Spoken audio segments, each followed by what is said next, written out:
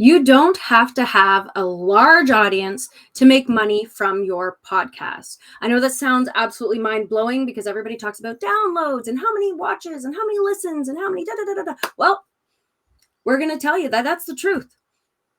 And Caroline is going to tell you a little bit more from an expert space because you all know that this is definitely the tip of the iceberg for me. So, Caroline, I'm going to invite you in here to be my expert to tell people a little bit more about you, why this matters to you, and why it should matter to everyone else. Juicy questions. Well, first of all, I'm very excited to be here. Thank you for having me. And I like to say that almost like polarizing thing that like you don't have to have this big audience to launch your podcast or to make money from your podcast, because as a podcast coach, I hear that all the time. People are like, I'm not ready yet. Like, I don't have enough followers on Instagram, or, I'm not making enough money in my business yet, so I shouldn't make the podcast. It's like, well, the podcast will make you the money in your business. And so my production company, Get a Helmet Studio, we produce podcasts for women in business, and we create video content for them as well. And then my personal brand, I have a podcast course called Spoken, and I walk you through every single step of doing and launching and creating your podcast on your own, more of like a DIY approach. And this helps kind of get all of that fear out of the way, because there's a lot of overwhelm that comes up for people with like the tech, or like, I don't have the time, I'm not ready to do this. And so I've been saying this specific line that you just said a lot lately, and people have been really responding, because I think it's something that holds us back from sharing our voice and sharing our story and launching our podcast, because we're like, well, I've got to have a bunch of downloads and a big audience for these big brands to want to work with me. But there's something else that you can do before you even get brand sponsorships or have ads on your podcast. It's like, we think that's the way to make money. That's a beautiful way. You totally can. But you can also sell your own offers on your podcast. And Absolutely. yeah, I mean, I'm sure that that's something that you're pointing people to as well. And there's so much to say on it, but my journey showed me that. And then of course you're showering that on everyone else, but like that's not even the beautiful thing about that is that it's actually I'm actually a part of a bigger program right now, and it's really teaching me a lot about perspective. And one of the things that I want people to remember here that I've been learning through this program is the sentence, not does this apply to me, but how does this apply to me? Because even if you're not starting a podcast, that concept of, Yes. oh, well, I'm not ready yet, or it's not quite, well, when this happens, then I'll do this. Yeah, And a lot of times, unfortunately, people are aligning that with like happiness, with like actually their like internal beliefs about themselves. definitely. And that winds up being a problem. And so really, I mean, and these are a variety of different layers of being. And your program is helping people to navigate this space so that you don't need to wait to be happy. You don't need to wait to be successful. You don't need to wait to launch your podcast. Definitely. Definitely. I think it's so interesting too, because when you get down to the root of that fear of I'm not ready, or when I achieve this thing, then I'll go do this other thing. It's really fear of failure, or honestly, fear of success is what I've seen a lot more. Love that. Is what if, what happens if I do have thousands and thousands of listeners on my podcast? Then I'm more of a target to be made fun of or to be ridiculed. It's more vulnerable. And I've kind of noticed this for myself in so many areas, because I think as an entrepreneur, as a creator, showing up, putting your work out into the world, like it's a spiritual experience. Like, it's a healing experience if you allow it to be.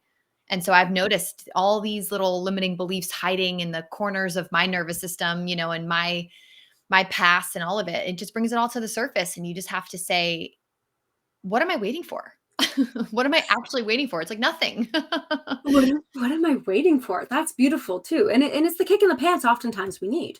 Yes, definitely. So if anybody's watching right now, like, here's your kick in the pants. What are you waiting for? We are waiting for you to show up, to do the thing, to start the podcast. And so are your people, your most aligned clients, your soulmate like community.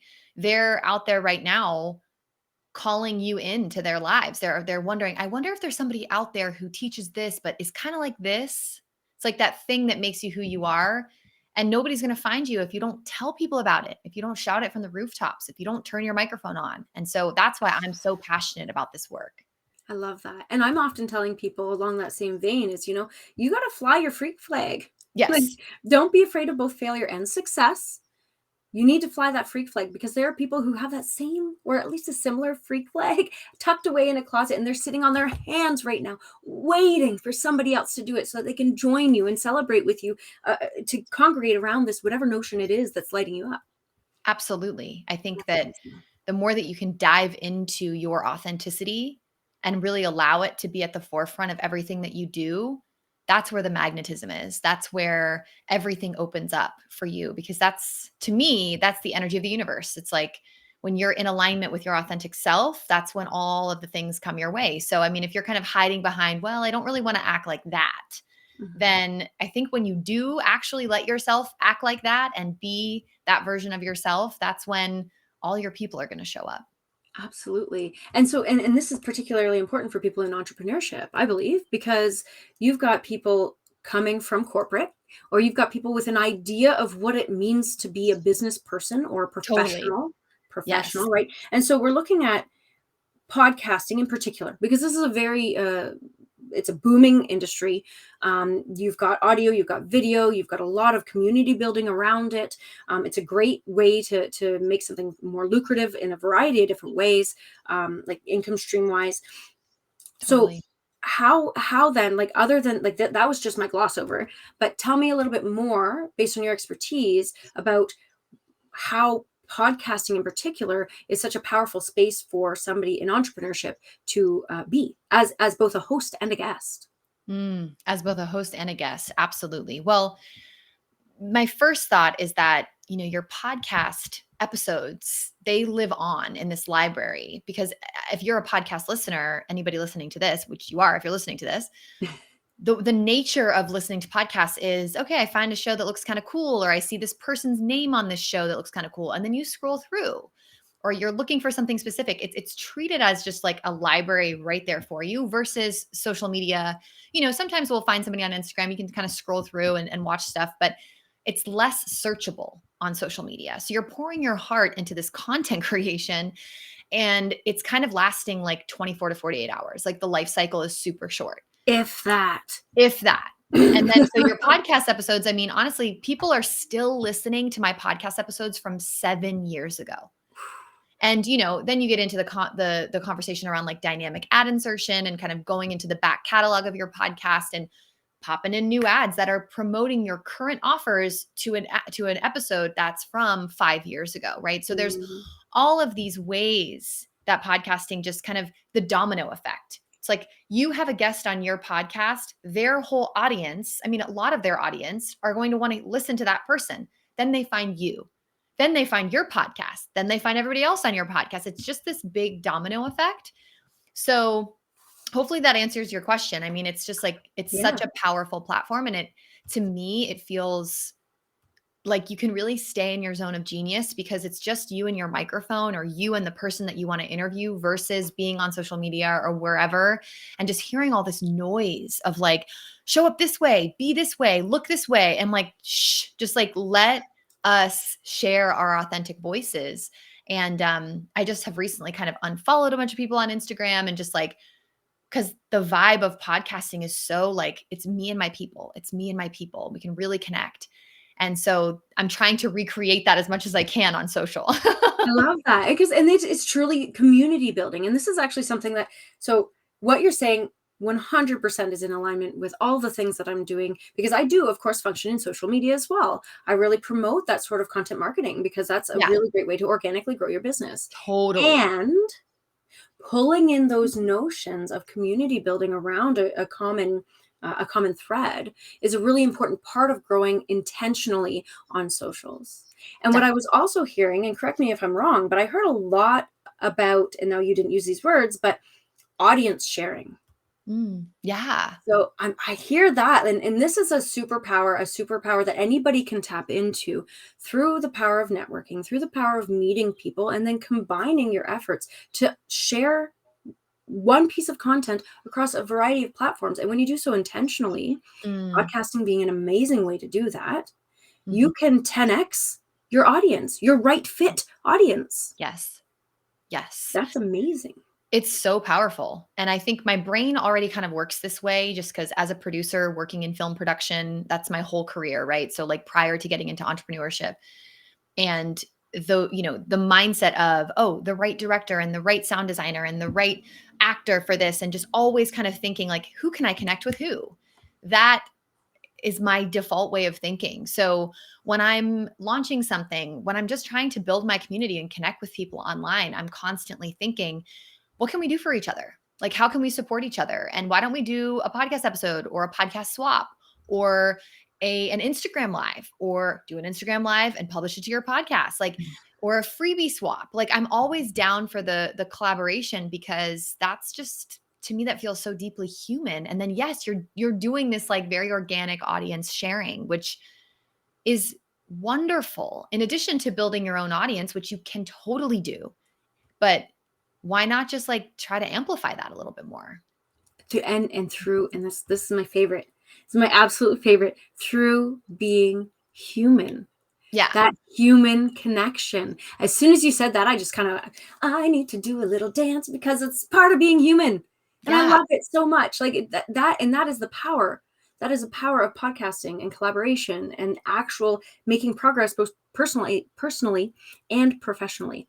Now, you did mention though your background in being a producer and working Yeah. in video. And so that's something that even for myself, I mean, we were talking about that fear of success, fear of failure. I definitely was in that boat. In particular, this fear of success bothered me more because failure to me feels like old hat.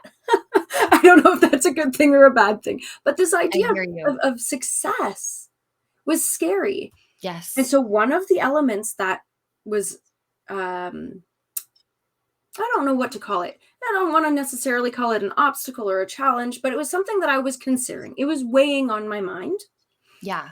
was the idea of video. Mm. The idea of showing up because I want to. I enjoy showing up in video. I like seeing your face. I like seeing when I'm talking to people, I like to have that interactivity because again, I love that authenticity and being human. Mm. But video is scary. So how can we incorporate that for anybody who is like, I want to do a podcast, and you know what, I'm in the same boat. I'd really like to do video, and I think this might be applicable to audio as well. Yes. How can we do that without the stress of, oh, but I don't know how? This is so Ugh. challenging. Yeah. Yeah. That same overwhelm, it gets in the way for podcasters for video. And this is I'm still very much a filmmaker, and all of my work incorporates the nervous system, because I think that, when we're showing up, putting ourselves out there, our art out there, our work out there, it's so edgy, it's so vulnerable. And so to get started, I mean, we have the capability of like a high quality video camera on our cell phones these days, right? So like for me, that took me a while to be okay with, but I've definitely come around where I'm like, all right, this is just the way of the world. Like, let's just use it to our advantage.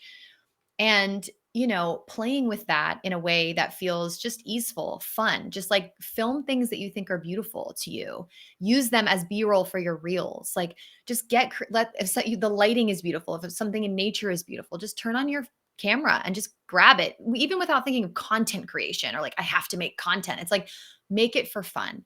And then in terms of like filming yourself, people oftentimes get really, really nervous about being on camera.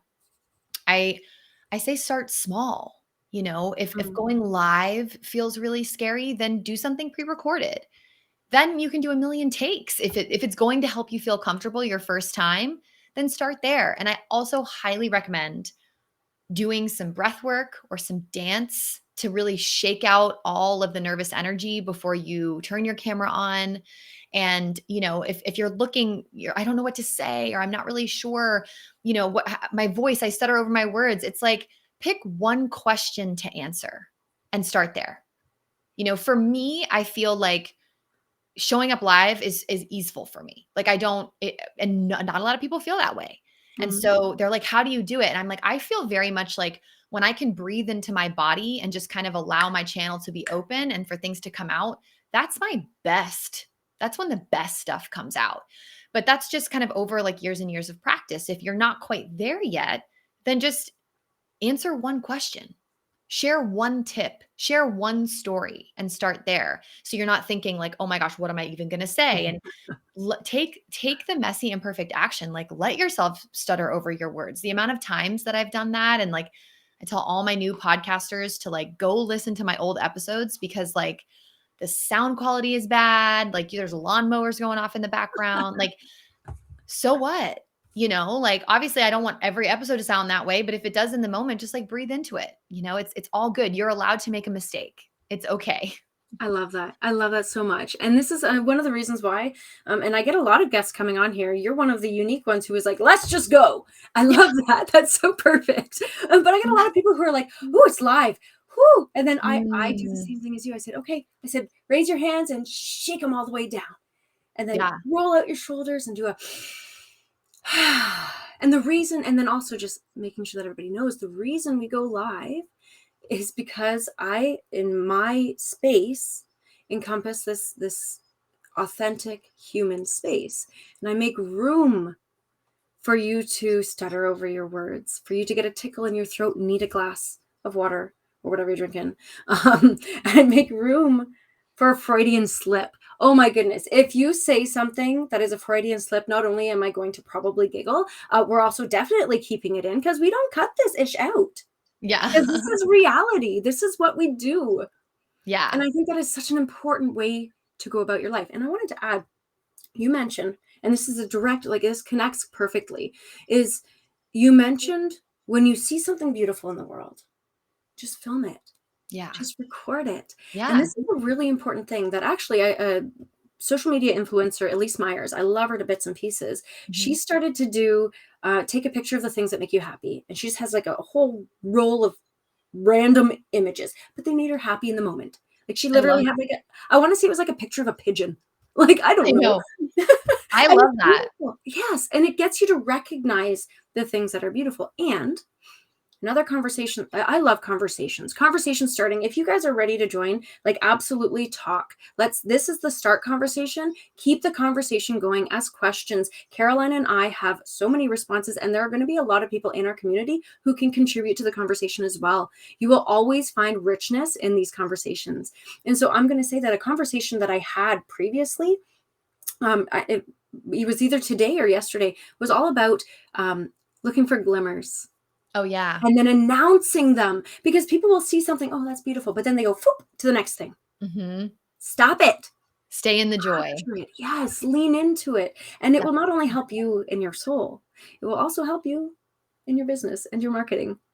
Absolutely. And it's funny as you're describing this, like, and this, being nervous to show up, and that nervousness is being in your head and out of your body. And like the quickest way to get back into your body is to just breathe into your belly. Mm. So, and that moment of silence, that like pause that it takes to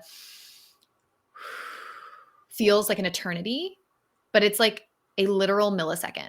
So it's going to feel so intense for you to be like, oh, I kind of forget where my thoughts are going there. I'm going to take a breath.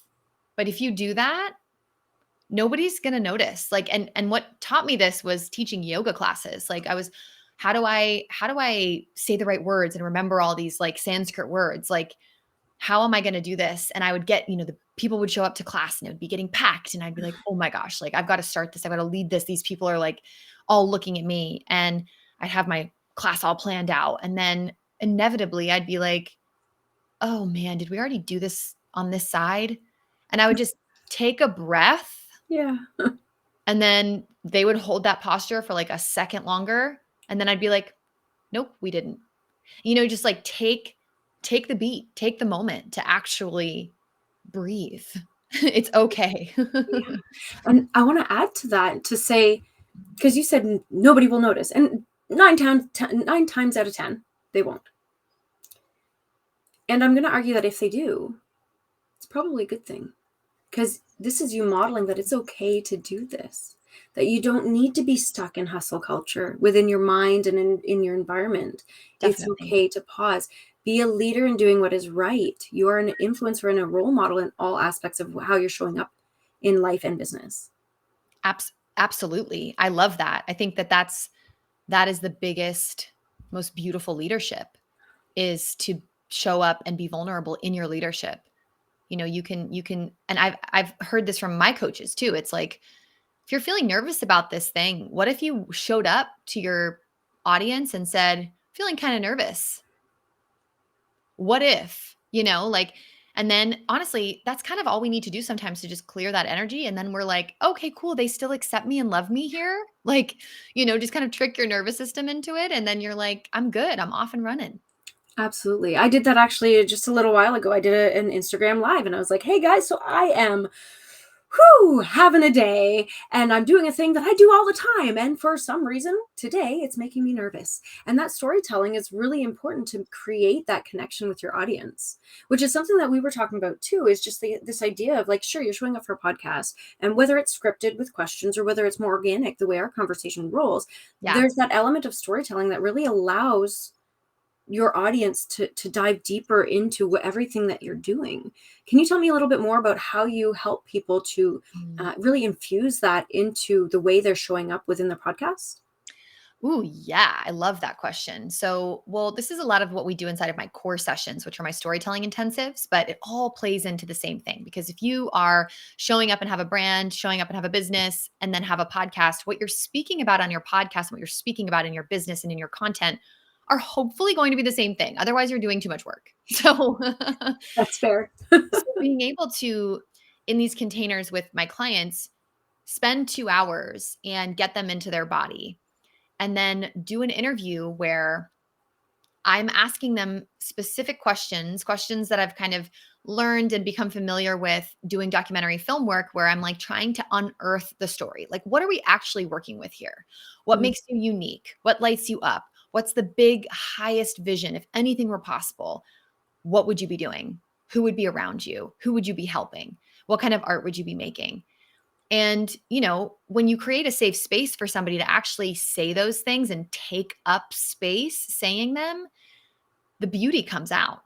So we do that. And then it's kind of like taking all of that information and then shaping it into your overarching kind of brand stories and pillars for content creation, so that it's a lot easier for your brain, rather than saying, what the heck am I going to post today? And what do I even do? Like, a lot of people don't even know how to say what they do. Mhm. And so when you can really get into the nitty-gritty of, this is my journey, this is my story, and understand that in your bones, it's usually very similar to your dream client's story. So when you share this, your dream clients are like reading your content or watching your videos or listening to your podcast, and they're like, oh my God, wait, that's me. And that's what you want people to be saying. You want people to be like, it's like you were reading my mind, right?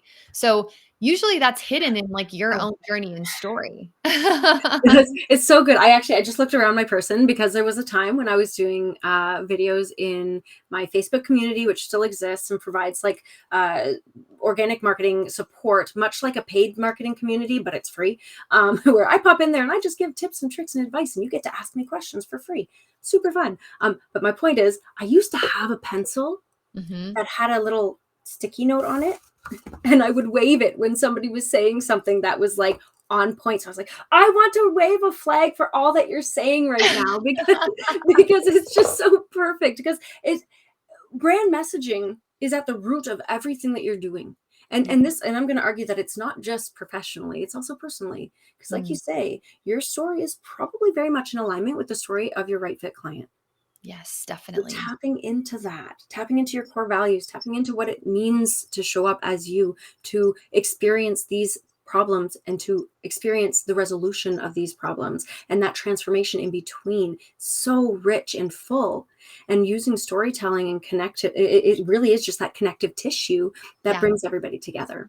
It I love it so is. It much. is. That's why I started my first podcast 7 years ago.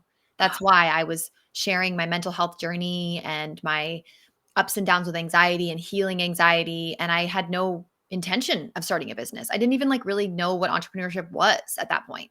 And then I started having these conversations on my podcast, and people started coming to me and saying, "Thank you so much for sharing that. Like, that changed my whole day."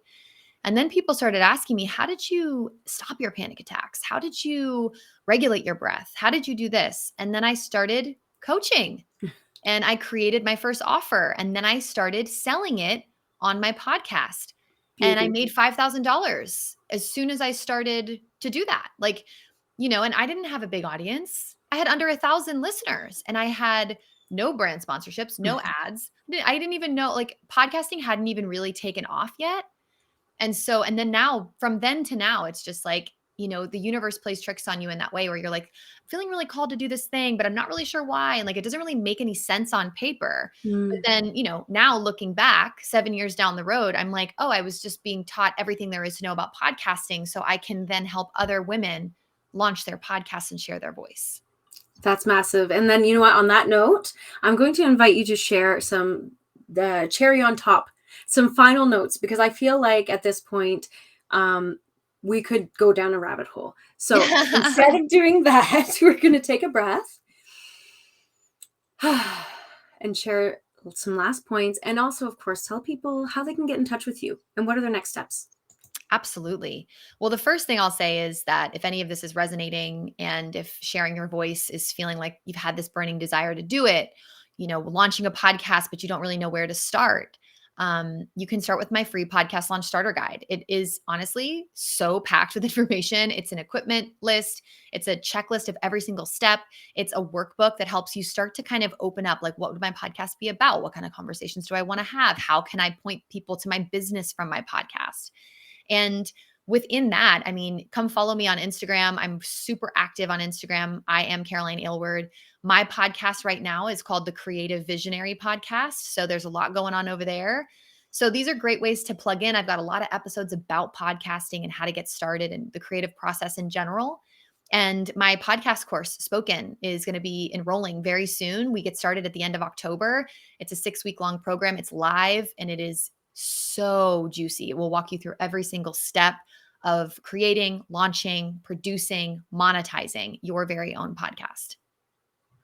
Well, if that didn't just hit you in the face, I don't know what will. My goodness gracious. Okay, that is amazing. So, you know what I'm going to do then? With that said, everybody has just taken amazing notes, right, everybody? And made sure that they've gotten all this stuff down because this is hugely impactful for you and your business. And second of all, don't forget to check the show notes for all those links so that you can actually access all the things that are available to you. Yeah. And on that note, I'm going to take the time to invite you to make sure you give it 2 thumbs up. 2, make sure that you subscribe because I do 2 of these a week and you want to have conversations like this because it's going to further your business. And then also don't forget that you can absolutely join me on YouTube at Shauna Lee VM so that you can catch the trainings that I do in between. It's kind of a big deal. So with that, I'll give you guys all a big see you next time and we'll chat soon. Thank you very much again, CAROLYN, for being on the show. Thank you so much.